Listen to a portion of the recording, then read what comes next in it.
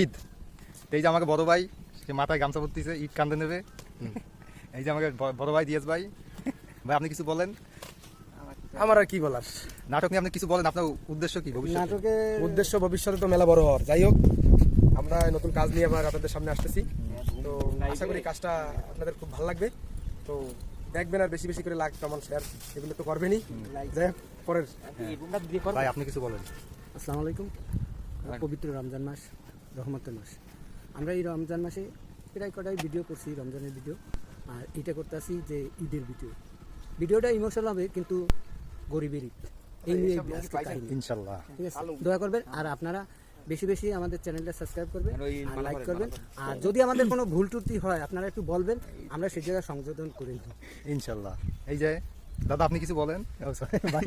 Character হিসেবে দাদা বলেন দাদা, অশোক দা। ছোটটা দেখো আগে। আসসালামু আলাইকুম, হ্যালো গাইস। আপনাদের মাঝে আবারও আসলাম নতুন একটা নাটকের শ্যুট নিয়ে। আসলে নাটকটা করার পরে বোঝা যাবে কতটুকু ভালো হবে, আর রিলিজ হওয়ার পরে আপনারা বলবেন যে নাটকটা কতটুকু ভালো হয়েছে, কতটুকু খারাপ হয়েছে। এটা আপনারা অবশ্যই কমেন্টস করে জানাবেন আমাদের। আর কথা বলেন না, আর আমাদের সাথে থাকবেন। আমার একটু পরিচয় করাই দাও। আসসালামু আলাইকুম। না না, পরিচয় করা লাগবে না, সবাই চেনে, সোসাইটি ফিল্মের সবাই চেনে আমি কে। তো আজকে আসলাম ভাটার একটা শুট নিয়ে, তো আর দেখাবো গরিবের ঈদ কিভাবে হয়। আমরা তো ঈদ উদযাপন করি স্বাচ্ছন্দ্যবোধভাবে, কিন্তু একজন গরিবের বা মানে বাবা কিভাবে একটা ছেলেকে তার ঈদের জামা কাপড় বা চাহিদা পূরণ করে, সেটাই ভিডিওর মাধ্যমে তুলে ধরতে চাচ্ছি। তো ঈদের সময় দেখার জন্য আমন্ত্রণ রইল। হ্যালো গাইস, আমাদের নতুন নাটকের শুটিং এটা খুব সুন্দর ঈদের নাটকই হবে আমাদের। তা ক্যামেরা ঠিক করা হচ্ছে, আমাদের ক্যারেক্টার একটু বাইরে যাই, রেডি? গরিবের ক্যারেক্টার বসে আছে। আমি কব। হ্যাঁ, কোন? আসসালামু আলাইকুম, আপনারা সবাই ভালো আছেন? ওরাও আছি। অ্যাকশন। রুস্তম ভাই, অশোক দাদা কি বলছে শুনছেন?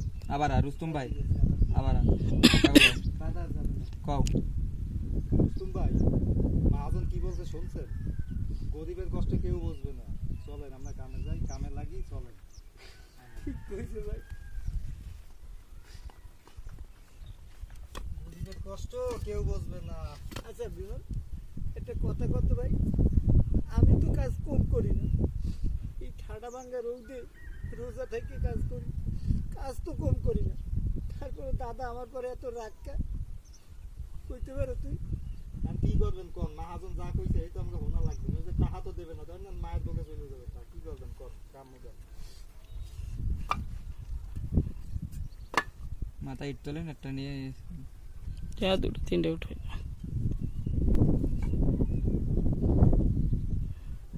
সাবাস, একটা পারফেক্টলি হয়েছে। এটা দেইনি আগে।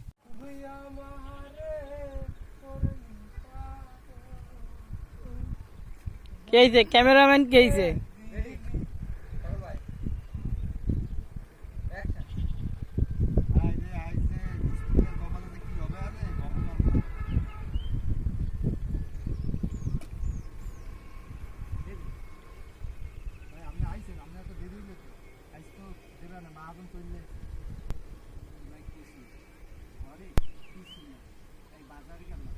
সকালে কিছু বলি, ছেলেটা খালি কান বাজার পাইছে, তাই পুরো মাইনে আমার দাদা খুঁজলে আর ওই যে কৃষির সাহেব আইসে কপালে শুনি ডাক্তার কেন নিলে ওই মালিক আবার পরে মারবে। ভাই তুই কাজে যা, ওইটাই আমি একাই যাইতে পারবো নি।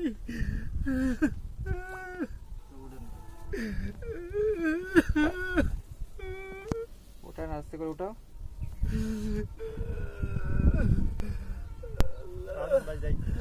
নিয়ে যাও, তুমি নিয়ে যাও।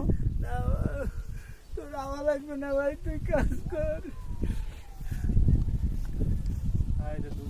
আল্লাহ, তোমারে কি করছি? তুমি তো এখন পিছনে আসো, একবার সামনে আসো।